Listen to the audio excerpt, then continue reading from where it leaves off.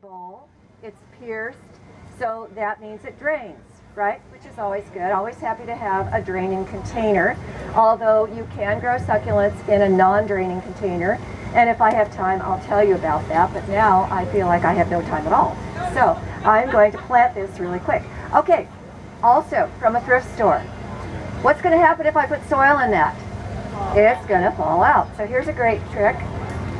Buy window screen at any home improvement store. Comes by the roll, doesn't cost hardly anything, and then you'll have more than you think you could ever use in a lifetime. I want this to be rounded. And you know, with this one, I think what I'm going to do is I'm going to start with the outer rim of plants first and create a layer on that outer rim. So let's just start grabbing plants, and we're just going to heel them in a little bit with their faces pointing toward the viewer. So just get those in there.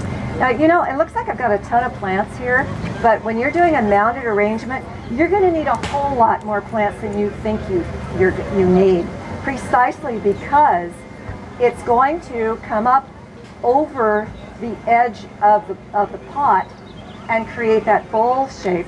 So that's more space to fill than if you just plant it flat.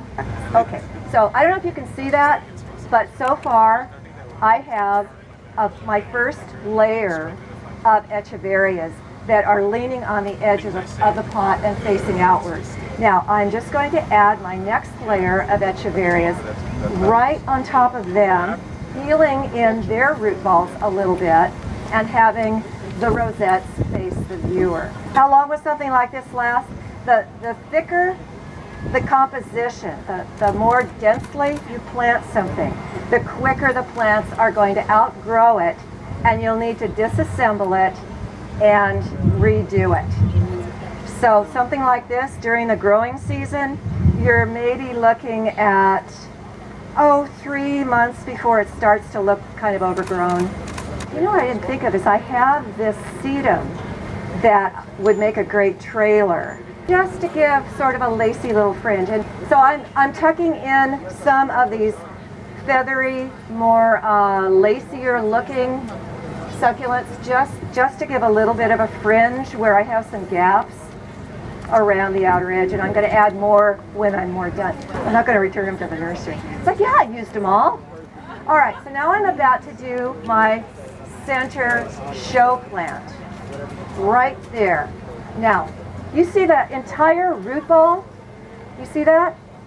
I could practically just set that on there and it would be concealed by all the plants I've already added.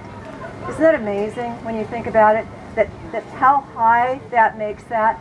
I'm going to just peel off a little bit of the root ball to settle it in a bit, maybe dig in there just a bit to anchor it. I select the baby toes because they have a blush on their tips, and that little bit of red really works with the red in some of the succulents. In a floral style arrangement, and how am I doing on time? Where's my time person? 12:22. 12:22? Really? Oh, I've got some time. No, I have to get off the stage about 12:45 so they can set up for the next speaker.